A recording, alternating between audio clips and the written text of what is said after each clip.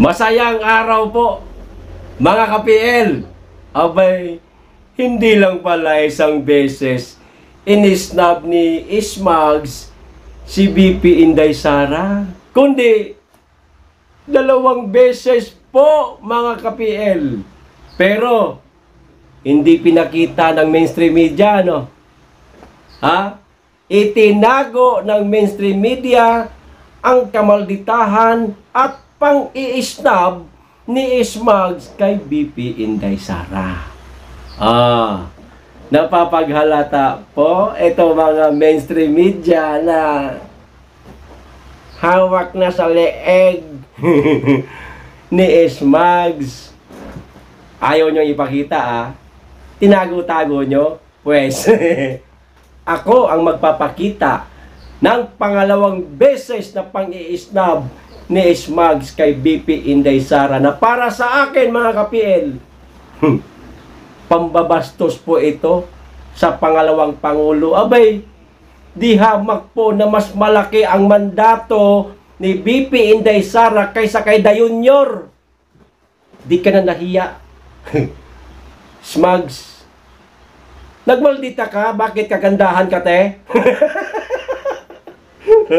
O, ito po yung video. Panoorin po natin, pero bago tayo magsimula, mga ka-PL, mga ka-DDS at mga kababayan, makikisuyo muna sa mga hindi pa nakasubscribe. Baka naman. At pakiclick na rin po ang notification bell para updated sa lahat ng upload. At huwag niyo pong kalimutan, pakilike na rin po ang video. Maraming salamat po. Makikisuyo lang. O, ito na yung kamalditahan. At para sa akin, pambabastos ito sa pangalawang Pangulo. Etong ginawa nga ni Cordoroy. O, ito na.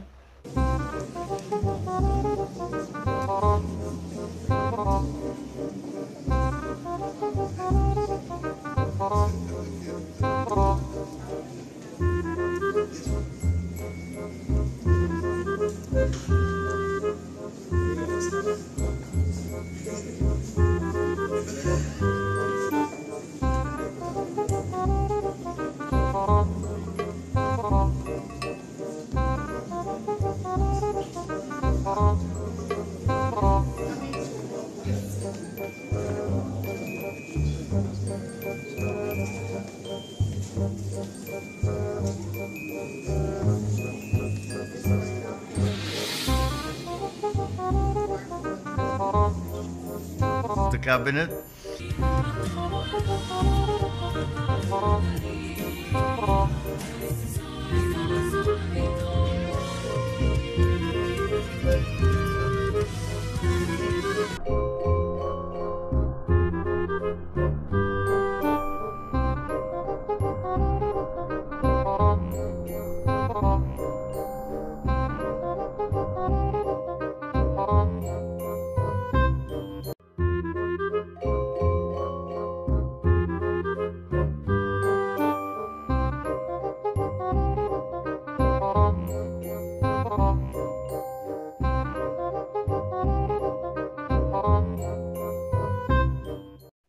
O, ayan. Pag-usapan muna natin yung pinakabungad ng video, mga ka-PL. Siyempre, dahil mabait po yung ating pangalawang Pangulo at magandang pangalawang Pangulo, hindi po katulad ni Cordoroy. Nilapitan niya na si Tambaloslos. Ayan. Hindi niya na dinedma. Hindi niya na inisnab. Nilapitan niya na at nakipagkamay na siya. Kahit na parang ngiting aso lang silang dalawa. Tama lang yun. Na ngitian lang na parang aso si Tambaloslos. Plastic naman yung animal na yan eh. O, diba? Pero, doon na po tayo, mga ka-PL, kay Ismags. Maliwanag. Ang tanga rin. Dumaan ba naman sa harap ng kamera? Hindi ko alam kung sinadya niya o baka tanga lang talaga siya. Pwede naman dumaan sa likod ng camera, yung hindi makikita yung Cordoroy face niya. Di ba? Talagang dumaan pa. Mabilis nga lang, pero hindi po ipinakita ng mainstream media. Maliwanag, pangalawang beses na. Bakit? Yung unang pag-i-snap niya kay BP Inday Sara, naglalakad sila ni Dayunyor sa red carpet. Diba? At ang kulay ng damit niya, pink. Parang pink na malabnaw. Ganon. At yun, kitang-kita talaga sa kamera. Hindi na po natin uulitin yon at napanood naman po natin na yon. Pero etong pangalawa, iba po ang kulay ng damit ni Smugs. Kulay gray. Pero hindi niya na talaga nilapitan si Bersamin. Nung nakaraan, yung una, nilapitan niya pa si Bersamin Binalikan niya pa. Pero si Inday Walay, hindi niya talaga kinausap. Tinablan niya talaga, mga ka-PL. Itong pangalawa, dumire-diretso na. Yun nga lang, may katangahan talaga. Dumaan pa sa, sa harap ng kamera. Bobo, hindi na lang sa likod dumaan. Hindi ko alam kung nananadya o nagtatanga-tangahan o sadyang tanga. Hindi nga ito pinakita ng mainstream media. Akala siguro nila makakalusot sa mata ni PL. Ayan. Nasili pa natin. Naipakita ko tuloy. Itinago po ito, mga kababayan, ng mainstream media. Para nga naman hindi masabi ng mga kababayan natin na maldita talaga itong yawa na ito, na ahas na ito, oy. Di ba? Tinago. Pero sorry, si PL. Uy, sabi ko, pangalawang beses na pala ito ginawa ni Is. Maipakita ko nga nang maikalat sa sambayan ng Pilipino ang kamalditahan nitong aling ito. Hindi ka na nahiya? Ang ini-snap mo, ang binabastos mo, ay pangalawang pangulo ng bansa. Yan, Smugs. Di hamak na mas malaki ang mandato niyan kaysa kay Dayunyor, na ayon pa nga kay Atty. Glenn Chong ni Malga. Nilaro nyo pa yan sa Smartmatic, kaya umabot ng 31 million niya kay Dayunyor. At ikaw mismo, Smugs, ni putang inang yawa ni isa, wala kang mandato. Ayan, nabuking ang pangalawang pang-i-snap mo. Kala mo siguro makakalusot ka sa akin. Tinago-tago pa ng mainstream media. Sa akin, hindi lulusot yan. Dito na po tayo sa pangalawang pag-uusapan natin, mga kababayan. Etong dumarami na ang mga mambabatas na kumukundi na sa ginawa o sinabi ni Atty. Glenn Chong, na yung sasampalin niya si Smugs pag nakita niya. Nangyari doon sa Liwasang Bonifacio, rally ng laban kasama ang bayan para kay Pastor Apollo Kibuloy. Ito.